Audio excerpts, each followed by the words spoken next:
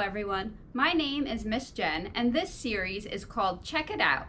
I'll be telling you about some books that we have here at the library and you can decide if you would like to check them out. This week we'll be featuring some new books that we've gotten into the library recently.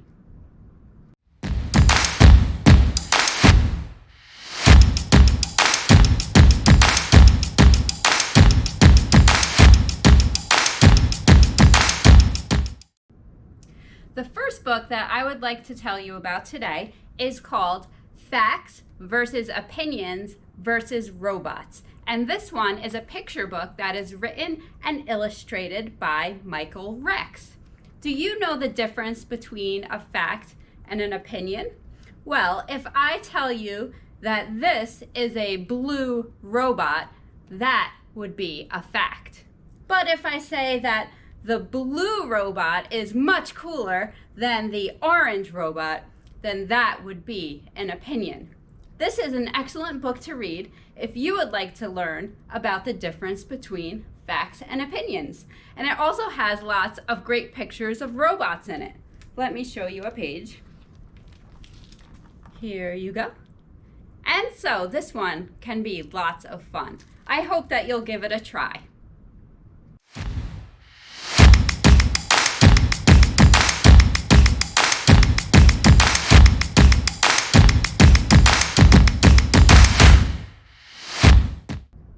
The next book I'd like to tell you about today is a chapter book, and it's called The Littlest Voyager, and it's written by Margi Preus and illustrated by Cheryl Pilgrim. Now, this story takes place in 1792 in Canada, and it's all about a little red squirrel named Jean-Pierre who wants to be a voyager. Now, voyagers during this time were generally groups of men who would travel the waterways of Canada and the United States to trade goods. So Jean-Pierre smuggles himself onto a canoe with these men, but once he's there, he discovers that the men are trading furs. So you can imagine that Jean-Pierre is pretty disgusted by this, since furs are skins of animals and Jean-Pierre is an animal. So he tries to dissuade the men from trading furs in this story. Will he succeed? Well, you'll have to read it to find out. I love the pictures in this book. Here is one of Jean-Pierre sitting on one of the Voyager's heads to keep him warm.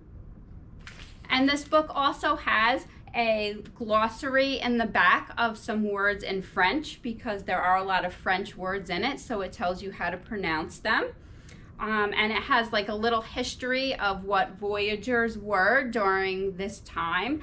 And it also has some information about squirrels. So this is a great little book, The Littlest Voyager. I hope you check it out.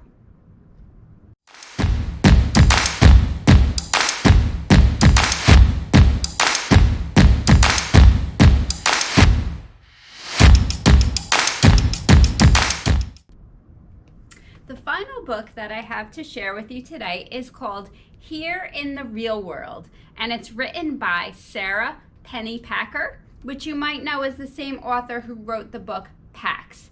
Now, in this story, 11-year-old Ware likes to spend time by himself. He is a very introverted person, and he's a very creative person, and he does not want to go to summer camp, which they call rec. But his parents enroll him in rec because they want him to have meaningful social interaction. Now, when he shows up to camp, he notices that next door to the camp is an empty lot that has an old abandoned church on it. And he kind of peeks over the fence and he notices a girl there named Jolene who is gardening. Now, Ware decides to go to this lot and make it into his very own space. He wants it to be a castle-like place where he can hang out. So every day when Ware's parents drop him off at rec, he does not go to rec. He goes instead to the lot next door. But what will happen when some real estate developers try to take over this lot so that they can sell it? And what will happen when Ware's parents realize that he has not been going to rec all summer long?